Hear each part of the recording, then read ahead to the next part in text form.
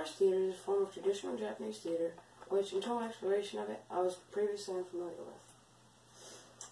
Kyogen farce theater is traditional Japanese theater which dates back to the 14th century and developed during the Japanese Edo period, which took place from 1603 to 1868. The Edo period was a period of economic growth, strict social order, and isolationist foreign policies. This led to an increase in the enjoyment and popularity of arts and culture in Japan. This is what led to the creation of Kyogen farce theater because it was good comic relief to the struggles and issues of that time.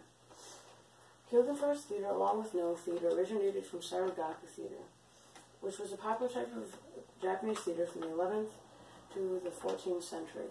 This is relevant because Sarugaku theater consists mostly of acrobatics, juggling, and pantomime, which also sometimes including drum dancing, which is especially relevant because in Kyogen farce theater, exaggerated movements are very important, which are very similar to the movements in Sarugaku theater.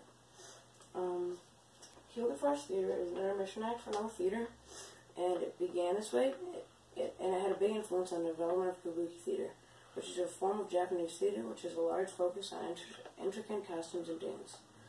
Kyogen theater had an influence on this because it had a large focus on exaggerated movements, which is very similar to dance and Kabuki theater. Next slide. Kyogen theater summary. Kyogen theater performances are often very short because they began as intermission acts for Noh theater. They began this way because the comedy was a good way to relieve the intensity of the performances of Noh theater, which were very intense. Kyogen theater has a large focus on realism, and as a result, costumes are very simple and very important to the play. They're important to the play because the main focus is supposed to be the actors' movements, and if the costume is simple, then they have to rely more on their movements to show what they're trying to show. Movements are very exaggerated. This is done to assist the actors in trying to show trying to express whatever they're trying to express through their acting. There's more than one school of variation of Kyogen theater. This is an image of a kimono, which is a typical Kyogen theater costume worn in these plays because it's very basic. Schools of Kyogen theater.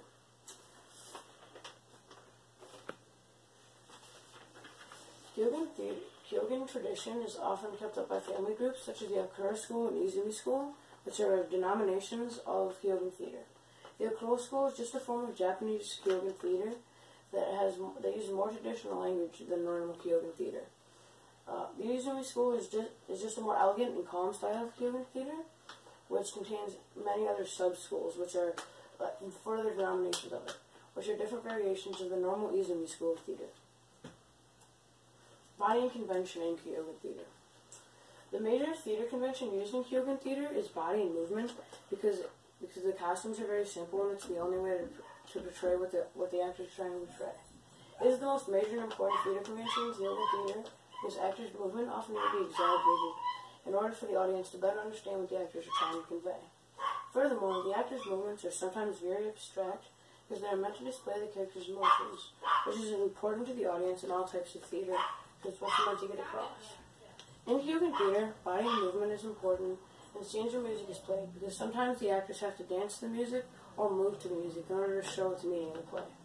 Another reason body is important in Kyogen theater is because having the wrong stance can result in the audience not understanding what the actor is trying to convey, which can mess up the entire play. Furthermore, body is important because it helps the reader discern what the identity of a character is, and if they're all very simple, then it's harder for them to discern. So it makes their acting more important. In conclusion, body and movement is the most important theater convention in Kyogen style theater because it has the largest effect on the mood and theme of the theater as a result of the costumes and setting not having a very large effect. In conclusion, Kyogen theater was very important in the development of comedy in traditional Japanese theater because it was one of the first forms of Japanese theater and it largely incorporates comedy and resulted in the formation of many other forms of Japanese theater, especially forms which mix pre-existing forms of Japanese theater and modern forms. Kyogen theater is important because it shows the larger traditional forms of theater affect the formation of other new forms of theater. In conclusion, body is the most important convention in Kyogen theater because the movement and body of the actor have a larger influence than any other aspect on displaying the meaning of the scene and the identity being created for a character, which are the most important elements in Kyogen theater. In my practical exploration of Kyogen theater, I researched traditional methods utilized by professional Kyogen theater performers in order to practice their craft, in order to further my understanding of the complexity and determination of Kyogen theater performers have in honing their craft, in addition to further my understanding of the importance of exaggerated movement in Kyogen theater. I practically explore the convention of body movement in Kyogen theater by practicing the same methods that Kyogen theater performers use to practice the convention of body movement. The first thing I did to practice was doing something known as restricted movement. I practiced restricted movement by holding my pole across my arms, by holding the pole across my back with both hands, then trying to do regular actions. I tried picking things up from the ground and tables to see how I could do, and also tried to move over the stick in different ways. I did this form of restricted movement in order to practice the things that Kyogen theater performers need to do, say if they were an old lady in a performance. Furthermore, I tried another form of restricted movement where you shuffle your feet but keep your heels on the ground and your knees level. I tried this many times before I was able to do it successfully. This is helpful when you have to move a certain way to be a character in a play, such as somebody who's crippled. Lastly, I practiced standing up straight, but just not regular straight. You have to align your hips and shoulders and your ears perfectly. This is helpful because it's the basis for all movement. So I actually should have practiced this first because it's what Kyogen theater performers learn first, but it's fine I did it last because I was still able to do the restricted pole movement and feet shuffling. This practice of restricted movement is necessary for Kyogen theater performers because it helps them to learn how to exaggerate their movements when need be. Furthermore, I practice pratfalling, which isn't a part of Kyogen theater, but it's a form of exaggerated movement that makes comedy. A pratfall is a fake fall that is meant to look real. I thought this was cool because it shows how some theater is developed from other theater even though they aren't near each other. Because Kyogen theater is from Japan and pratfalls come from American theater and are an example of exaggerated movement making comedy, which is a part of Kyogen theater. Also, I'll practically explore the convention of body movement in Kyogen theater by presenting a traditional Kyogen theater piece known as Meeting and Parting in a Paper Dog, which is a good play to show the importance of movements in Kyogen theater because in the scene I choose the performers to most constantly make actions that convey what the dialogue is saying. In days past, I enjoyed your favor, but such time has passed between that I am amazed that you still know the sound of my voice and that you recognize me. The depth of your kind thoughtfulness moved me to tears. I hear that you were to pass this way today. It is because I know I so long to see your face that I hid myself behind the road to watch you go by. But I never expected things to come to this pass.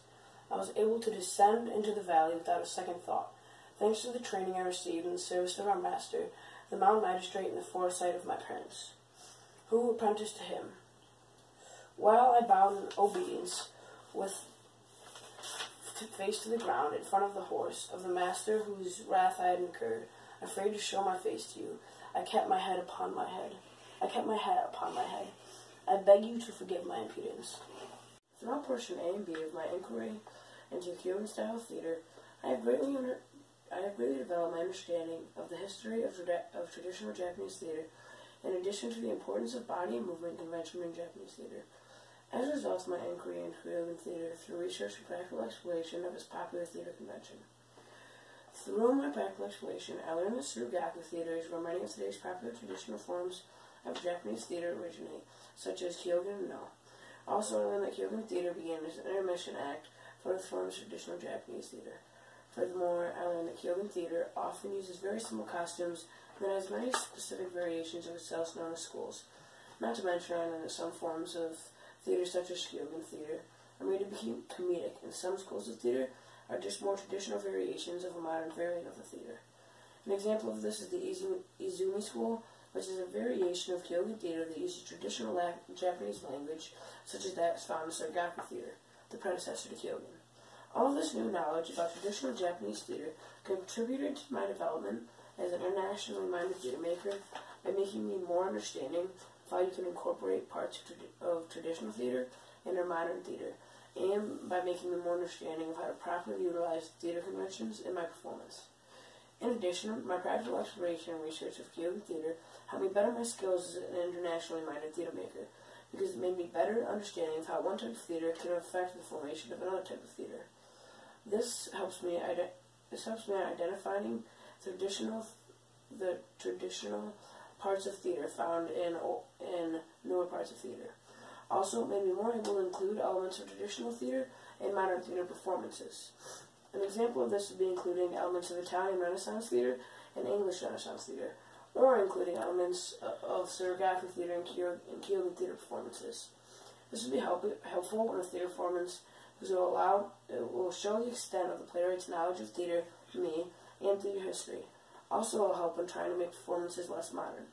Furthermore, my inquiry developed my understanding as an internationally minded theater maker, because it made me more understanding of how important each element can be in theater, such as body movement and dialogue, which have different levels of importance in every type of theater. Even with Japanese theater, every form places a different amount of focus on body movement, and uses body movement and dialogue differently. However, I also learned that there are more likely to be similarities in theater if they come from the same place, and are more likely to have greater differences if they come from different places. What I mean by this is a Japanese form of theater is more likely to be similar to another form of Japanese theater than it is to be similar to a form of English theater. This is a result of the forms of theater developing in different places and originating from different forms of theater. As a result of this, most types of theater that come from the same area share a similar element of theater. One example of this is English theater, which has a large focus on dialogue in all of its forms, and another example of this is Japanese theater, which has a large focus on movement in all of its forms. Not to mention, I learned that theater has different levels of importance in different areas, so performers in certain places are more focused on theater than performers in other areas, or there is a small focus on theater, which greatly affects how dedicated and intense performers are when utilizing their craft. One example of this is Japanese theater and American theater. In Japanese theater, in Japanese culture, theater is very important, because people need to distract themselves from many of the problems in the area. So Japanese theater performers are very dedicated and intense, and only focus on theater. Usually, Japanese theater performers spend their entire lives perfecting their abilities as a performer, so they have much respect in their culture as a result of their strong devotion. However, American theater is just something to entertain people, and isn't very important, so often they focus on many other things aside from theater. As a result, performances aren't as perfect, performers don't have any special respect or importance because they don't play a large role in American culture, which shows how each culture and area has a different level of focus on theater, which is the biggest deciding factor when it comes to determining the importance of theater and what you should expect from the performers and the performances itself. In summary, my practical exploration and inquiry into Kyogen theater and the convention of body movement developed my understanding as an internationally minded theater maker and performer to a large extent. My inquiry and practical exploration developed my understanding as an internationally minded theater maker by making me more understanding of how theater in different locations are different, and how theater in similar places are similar, because they originated from the same form of theater because they originated in the same place. Also, it helped me to understand how theater is different in different places in every culture and as a result, performers practice and perform differently and in different cultures. Furthermore, my practical exploration and inquiry of Kyogen theater helped me to develop as a performer in many ways. My exploration made me more able to incorporate older forms of theater and modern theater to make performances more authentic or less modern. Also, my exploration made me more understanding of how important it is to focus the correct amount on certain conventions when performing different types of theater, such as focusing more on body movement in Japanese theater, focusing more on dialogue in American theater. Also, my exploration helped me to better incorporate the convention of body movement in any performance, because I practice using the convention the same way the professional performers of Japanese theater practice using the convention. In conclusion, my practical exploration and inquiry into Kyogen theater greatly developed my understanding as an internationally minded theater maker, and also greatly developed my ability as an internationally minded theater performer. Thank you.